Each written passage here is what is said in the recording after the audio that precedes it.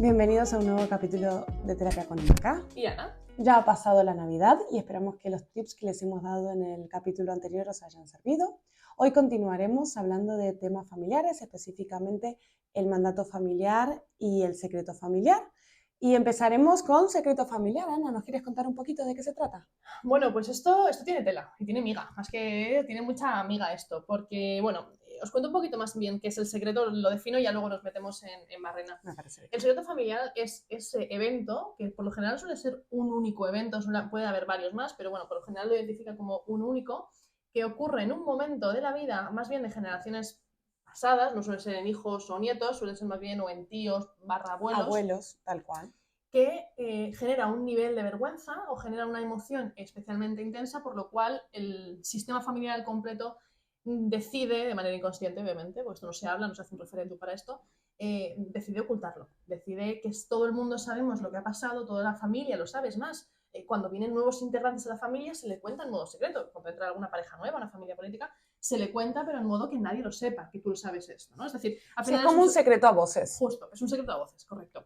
Entonces, este secreto familiar siempre, o sea, el paciente en este caso, iba a decir las familias, pero en este caso es el paciente cuando viene a consulta, por ubicarlo desde nuestro punto terapéutico, por lo general no son conscientes de que es un secreto. Es decir, todo el mundo sabe que eso ha pasado, ¿no? Y es como una anécdota más, o sea, puede ser hasta un evento traumático, pero no lo identifican como un secreto como tal.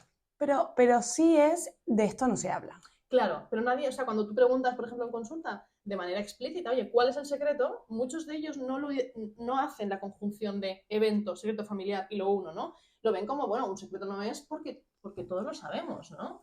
Claro, pero por otro lado todo el sistema hace que eso que ha sucedido, que no se hable más. Sí, totalmente. Que no Sí, se sí, sí, hable sí, más, sí. ¿no? Y un poco, no sé cómo lo gestionas tú, pero yo en las primeras sesiones le pregunto por el secreto familiar, ¿no? Y muchas veces los pacientes no saben lo que le estoy diciendo y me dicen que no hay secreto familiar y le digo, vale, identificamos juntos, ¿no? ¿Cuál es el familiar más proclive a hablar de la historia de la familia, más proclive a contar cosas y que le pregunte a ese familiar, ¿no? Que muchas veces puede ser un tío, una tía, un Sí, abuelo. eso. Que le pregunte sobre, mira, estoy haciendo terapia, me ha preguntado esto y no he sabido qué contestarle. Que le pase la pelota a este familiar, ¿no? Y que este familiar a ver qué le cuenta. Sí. Yo fíjate, yo al principio me acuerdo hace años cuando empecé con terapia, cuando dentro de lo que es la formación del máster nos hablaban del secreto familiar, yo al principio si el paciente me decía, pues no, en mi casa es que no hay ningún secreto, yo me lo creía. Y yo lo daba por bueno y pasaba página en plan, siguiente cosa, ¿no? Ahora, ¿qué hay que hacer? Siempre hay un secreto. Siempre hay un secreto. Es que una vez, bueno, supervisando un caso con José Luis Marín de Sempir, él me lo dijo, me dijo, Ana, nunca te lo creas esto, siempre hay un secreto. Desde la rotundidad de un siempre dije, venga, pues voy a empezar a investigar, hasta de casos que ya tenía avanzados, en plan, me puse a tirar de ahí, ¿no? En plan de, oye, vamos a ver el secreto, ¿no? Y efectivamente es que siempre hay un secreto familiar. Que el paciente al principio a lo mejor no lo identifica, como tú dices, ¿no? No lo identifica, no lo ve y tal, pero yo, por ejemplo, sí que estoy en la línea de vida, siempre termino sacándolo.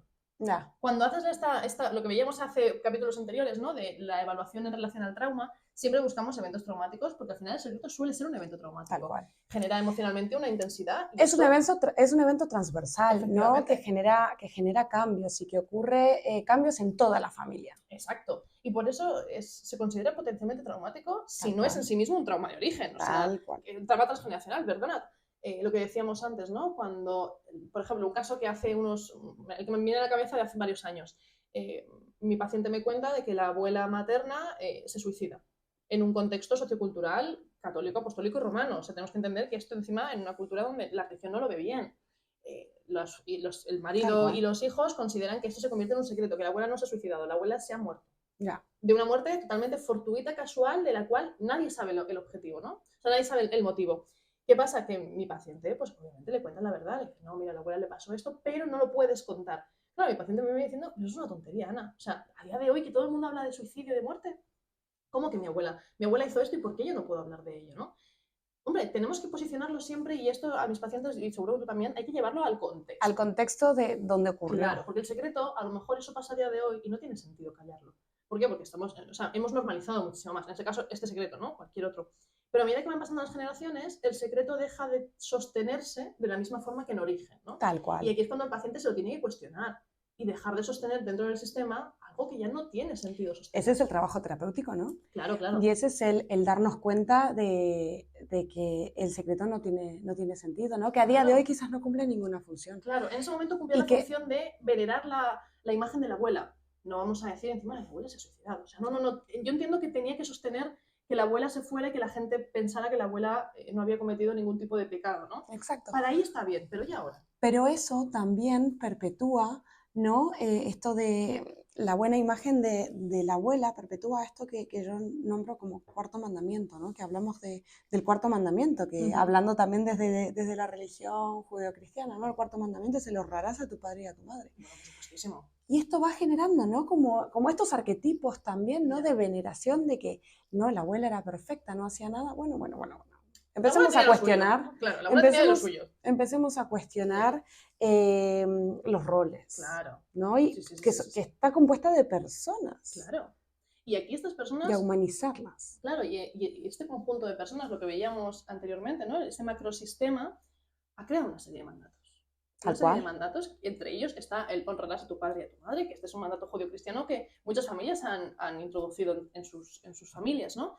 El bajo cualquier concepto, como tu padre y tu madre te han cuidado de manera incondicional cuando tú eres un chiquitín y tú no tenías la obligación, o se supone que no deberías tener la obligación de cuidarles a ellos, ahora que nos hacemos más adultos y entramos en un cuidado lineal, es decir, donde papá y mamá cuidan, pero el chiquitín, en este caso el hijo ya mayor de edad, también cuida, como que me enfado contigo y lo que yo quiero es que tú me cuides a mí. Exacto. Esto realmente no es lo correcto. O sea, lo sano es que papá y mamá cuidemos a nuestros chiquitines y cuando ya son mayores establezcamos un relación horizontal. Claro, una relación horizontal donde nos cuidamos mutuamente, pero no te voy a demandar, oye, todos los años que te cuido yo a ti, me tienes que cuidar tú a mí. Bueno, que eso pasa mucho. Eso pasa muchísimo, ¿eh? Pero al final esto es donde se sostiene, ¿no? El honrar a tu padre y a tu madre tiene una base totalmente, vamos a llamarlo tóxica, me voy a permitir la palabra, aunque no es muy técnico, ¿vale? Pero entiéndeme, ¿no? O sea, entiéndeme que me escucha ahora mismo, que no es que sea toxicidad en sí misma, sino que es pues un desajuste del sistema. Un desajuste, es un desajuste del sistema, ¿no? Y hay que entenderlo como tal. Y en esos mandatos, al final, es muy complicado ponerlos en duda. ¿Por qué? Porque por lo general tu padre y tu madre te sientan un día y te dicen, mira, cariño, a partir de ahora tienes que honrar a tu padre y a tu madre de manera explícita, porque todo lo que es explícito lo podemos rebatir. Exacto, pero esto es implícito, ¿no? Entonces, y de alguna manera esto lo sostiene todo el sistema, o sea, no solo tu padre y tu madre, ¿no? Son frases, comentarios, ¿no? Y que te van haciendo a lo largo de toda la vida. Claro. Entonces uno no es consciente y no es capaz de darse cuenta hasta que viene la terapia. Claro. Fíjate, hay una historia muy graciosa que cuenta José Luis, que es la del cordero y el horno, que, bueno, va que ya se la he contado anteriormente. Sí. Bueno, hay una historia que cuenta José Luis Marín que dice que hay unas fiestas navideñas, a la que vienen estas fiestas navideñas, y la mujer le pide al marido que vaya a comprar un cordero que mida 60 centímetros, que le corte el carnicero la pata y que mida 60. El marido, por lo que sea, pues se le olvida pedirle al carnicero que corte la pata y se la deja de 80. Vuelve a casa y le dice, ¿le has pedido al carnicero que te la corte? Y dice, mira, se me ha olvidado, pues no he tenido tiempo, no sé, se me ha ido. Y claro, le monta un pollo a la mujer, oye, es que te he pedido, por favor, explícitamente que tienen que ser 60. Y el marido empieza a preguntarse, a ver, cariño, ¿por qué tienen que ser 60? ¿No? Le pide esta explicación. La importancia del marido, ¿no? Que el marido, como pertenecía a otro sistema familiar, claro, eso le parecía raro. Le parecía raro. Pero la mujer no se lo cuestionó jamás. Claro. Entonces él decide, oye, le pregunta, ¿por qué tienen que ser 60? Y ella le contesta, no lo sé, pero mi madre siempre decía que tenían que ser 60 centímetros. Y el marido dice, allá que vamos a llamar a la madre, a la suegra en este caso, ¿no?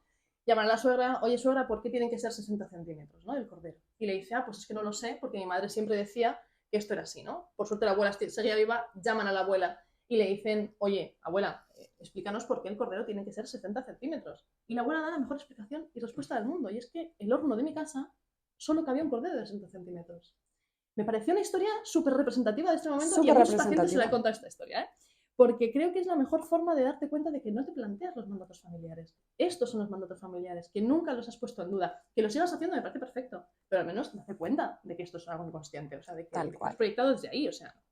Tal cual, 100%, 100%. Y los mandatos no solo pueden ser familiares, ¿no? También pueden ser culturales. Bueno, sí, claro, por supuesto. Estamos rodeados de mandatos culturales tampoco. Todo el tiempo mandatos culturales, ¿no? Y de alguna manera, y aquí también voy a poner un ejemplo personal, que mi familia, gracias a Dios, hemos cuestionado, ¿no? Un mandato familiar que somos de Argentina, y en Argentina para las Navidades hace mucho calor, o sea, hacen 40 grados, soy de Buenos Aires, hacen 40 grados de calor, mucha humedad, y como venimos, ¿no? de ancestros italianos y españoles, no, claro, es que ellos acostumbraban a pasar las fiestas en invierno, ¿no? Claro. Como aquí, en España, claro. Como en España que es en invierno, entonces, claro, nosotros comíamos comidas calóricas, ¿no? Como calientes, y hasta que en un punto, como que hablé con mi madre y era, ¿por qué estamos comiendo esto?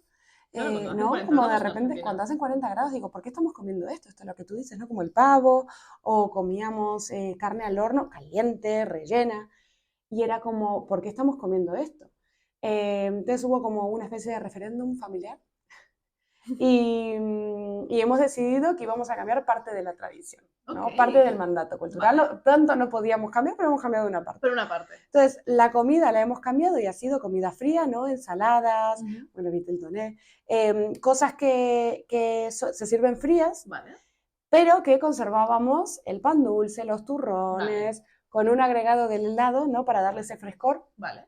Pero conservábamos toda la parte del postre, pero cambiamos la parte de las comidas. Y la verdad que nos ha alegrado la vida, porque de sudar en la comida, de repente, bueno, la pasábamos mejor todos. Claro, todos estáis un poquito mejor y menos también hinchados después, ¿no? Porque al final las comidas hipercalóricas tienen esto, ¿no? Que las de Navidad tienen sentido cuando en la calle hacen menos 3 grados. Tal cual. Pero comerte un cocido a 40 grados en la calle, agradable no es. O sea, esto cuanto menos. Qué curioso, Maca, que sobre todo me impacta, ¿no? Que a nivel cultural tu familia lo haya también aceptado, porque claro, muchas veces la cultura tampoco se pone en duda. O sea, es como en mi casa toda la vida, tradiciones que se come pavo el día de Nochevieja y me terminé cordero, cuidado, que a lo mejor alguien me puede morder en el brazo, ¿no? O sea, pero qué guay que tu familia haya podido entenderlo y al menos escuchara, ¿no? La crítica. Sí, pero creo que tiene que ver también con un tema de realidad, ¿no? O sea, de repente era incómodo. Claro. Y eso ha hecho que nos podamos plantear que no era práctico, o sea, a nivel práctico no era práctico. Yeah. Entonces, bueno, sí, por suerte se ha podido cambiar eso y sí, todos muy contentos. Qué bien, qué bien. Como conclusión de estos 2 capítulos que hemos hecho es que las comidas familiares, sobre todo en esta época del año, ¿no? Donde se junta como mucha familia, sí. Poder decir que se haga desde la conciencia, ¿no? Del poder entender lo que un poco dijimos en el capítulo anterior sobre los arquetipos, ¿no? ¿Qué familiar ejerce cada arquetipo? ¿Cuál es el secreto familiar? Los mandatos familiares. Sí. Poder ser consciente un poco de que todo esto entra en juego en esa comida navideña. Claro. Y poder entender que cierta regresión al sistema es tolerable, ¿no? Y que hay que hacerlo para poder regresar al sistema ahí. Sí. Y que no podemos implantar nosotros las normas y las leyes porque eso ya está establecido y eso cumple una función. O sea, que las podamos cuestionar, sí, pero no las podemos cambiar de un año a otro, ¿no? Y poder ser tolerantes con eso. Sí, sobre todo tener en cuenta que el punto de lo que tú decías, ¿no? Cierta regresión tiene que ser tolerable. Porque si yo quiero volver al sistema desde la reivindicación, yo ahora llego a mi sistema y reivindico mis normas como yo quiero, al final eso tampoco, no es sano tampoco, porque no has gestionado absolutamente nada. Hablas desde la rabia, hablas desde la tristeza, desde la defensa que quiere proclamar una nueva ley en casa, ¿no? Eso realmente lo único que deja entrever es que no has entendido y no has podido colocar de manera sana a tu familia, ¿no? O tu mandato, tu historia o lo que sea. Entonces, volver desde la reivindicación, que todos los pacientes tienen un momento en el que esto lo quieren hacer, y yo también he pasado por ese momento, ¿no? Donde quieres reivindicar las nuevas normas, pero eso simplemente deja de ver que no tienes del todo colocada esa historia, ¿no? Cuando la consigues colocar, cuando te perdonas a ti mismo, perdonas a tu familia, haces un duelo de tu historia de vida. Tal cual, siempre hay que hacer duelos. Toleras esa regresión, ese conflicto regresivo, lo toleras un poquito. Y lo aceptas, ¿no? De alguna manera dices, vale, por hoy voy a hacer esto, que sé que el sistema lo reclama. Y que a lo mejor el resto del año no pasa nada. Juntar. O sea, yo sé que a lo mejor no me voy todos los domingos a comer con mis padres o mis suegros, ¿no? Porque tengo claro que no es un contexto en el que yo me sienta cómodo, o cómoda. Pero al menos sé que al menos si quiero tener unas navidades en paz, ¿no? Lo que voy a hacer es sacrificarme por el sistema de manera puntual. Exacto, ¿no? Y siempre creo que está abierta la posibilidad de poder elegirse uno mismo. Sí, por supuesto, eso siempre, eso en última instancia siempre está. Y que uno puede generar sus propias tradiciones y sus Sí, propios claro. mandatos, ¿no? Y sus propias leyes, de alguna manera como cambiar la Navidad. Claro. O sea, adueñarse de la Navidad y crear un nuevo sistema, ¿no? Quizás una nueva tradición. Claro. Lejos de la familia, ¿no? Pero quizás puede ser con amigos, Claro. o con una nueva pareja, o con la familia que formó, ¿no? Claro. Y también eso es valioso, ¿no? También está esa opción. Claro, porque muchas veces, y lo habrás visto, Maca, muchos pacientes, muchas personas no están dispuestas a volver al sistema aceptando esa regresión. O sea, no van a tolerar cierta regresión. Y es válido sistema. también. Y es válido, claro que sí. ¿Por qué? Porque aceptarse, apropiarse de la Navidad, como tú decías, generar una nueva tradición, es una forma de autocuidarse. Obviamente, donde entre el autocuidado, bienvenido sea. No hay que honrar el cuarto mandamiento hasta en Navidad. Tal cual. Podemos saltárnoslo, aunque sea. Tal cual, tal cual. Así que bueno. Bueno, y esto es Terapia con Maca. Y Ana. Hasta el próximo capítulo. Chao.